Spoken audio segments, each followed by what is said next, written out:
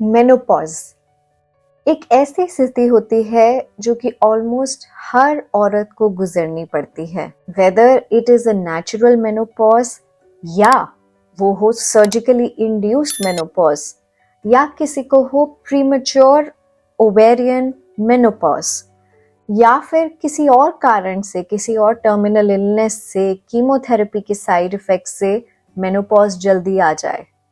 बहुत सारे कारण हैं कि फीमेल को मेनोपॉज जल्दी आ जाए, बट ओवरऑल आज हम बात करेंगे क्या होते हैं मेनोपॉज के लक्षण और क्या एक महिला को करना चाहिए while she is going through menopause. Hello everyone, I am doctor Kanika Batra Modi और मैं एक गायनी ऑन्को सर्जन हूँ मैक्स हॉस्पिटल साकेत में। सो मेनोपॉज इज बेसिकली एक पीरियड होता है एक फीमेल की लाइफ के अंदर जिसके अंदर ओवरीज का फंक्शन कम हो जाता है और धीमे धीमे बंद हो जाता है। It ranges from 45 to 55 years. So even if ovaries function नहीं कर रहे कि औरत को पीरियड ना आए, परंतु इसके बावजूद भी ओवरीज फंक्शन कर सकते हैं कि वो थोड़ा बहुत हार्मोन प्रोड्यूस करते रहें। तो टिपिकली 3 हार्मोन्स होते हैं जो कि इंपॉर्टेंट होते हैं in this time: oestrogen, progesterone और टेस्टोस्टेरॉन। सो ईस्ट्रोजन, प्रोजेस्टेरॉन और टेस्टोस्टेरॉन तीनों की मात्रा कम हो जाती है मेनोपॉज में और इसकी वजह से टिपिकल साइड इफेक्ट्स आते हैं। एक चेंजेस होते हैं जो कि आते हैं हर महिला की लाइफ में while she is going through menopause. So mood swings होना, इरिटेबिलिटी होना, हॉट फ्लैशेस होना, ये टिपिकली होते हैं ईस्ट्रोजन की कमी से। Along with that some vaginal dryness होना। टिपिकली ईस्ट्रोजन जब बॉडी के अंदर कम हो जाता है तो ये साइड इफेक्ट्स प्रोड्यूस करता है। अपार्ट फ्रॉम दिस, ब्लड के अंदर कोलेस्ट्रॉल कम हो जाना और बोन्स के अंदर कैल्शियम की मात्रा कम हो जाना, ऑस्टियोपीनिया हो जाना, ये भी साइड इफेक्ट्स होते हैं बिकॉज ऑफ ईस्ट्रोजन की मात्रा जब कम हो जाती है। प्रोजेस्टेरॉन की मात्रा कम होने से बॉडी के अंदर और ब्लीडिंग, अबनॉर्मल ब्लीडिंग के इफेक्ट्स आने लगते हैं। इरेगुलर पेन, ब्लोटिंग, ये सब टाइप के साइड इफेक्ट्स होते हैं, that is because of progesterone.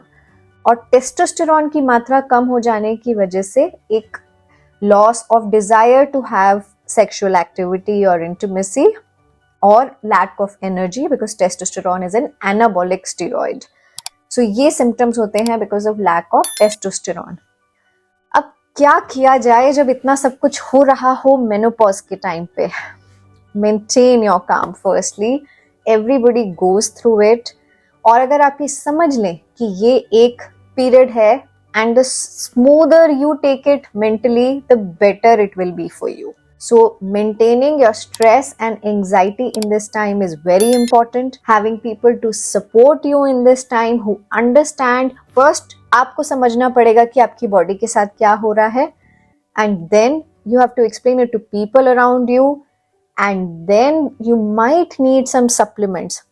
Hormone replacement therapy is there, but hormone replacement therapy के अपने साइड इफेक्ट्स होते हैं, जैसे कि ब्लड क्लॉट्स का रिस्क इंक्रीज होता है उसकी वजह से एंड कार्डियोवैस्कुलर रिस्क्स होते हैं। So it needs to be taken with caution, I mean shortest duration and for the lowest amount for hormone replacement therapy. Apart from this, आजकल बहुत सारी herbal medicines आई हैं and I would not recommend कि आप over the counter कोई भी medicine ले लें. They might have hormones and just in case you have any problem in metabolizing them, it can cause an issue. So I would highly recommend that you get in touch with a trained professional जो आपको medicines दे इस दौरान. There are very good non-hormonal drugs which are available that take care of hot flashes, to mood swings, to vaginal dryness, to decreased, bone mass, to your cardiovascular risks. ये सारी चीज़ों के लिए non-hormonal methods भी होते हैं that you can go and get in touch with your gynecologist or gynae oncosurgeon जो आपको इस फेज में इन symptoms से tide over करवाएगा. It's a matter of some time that you need to go through these things.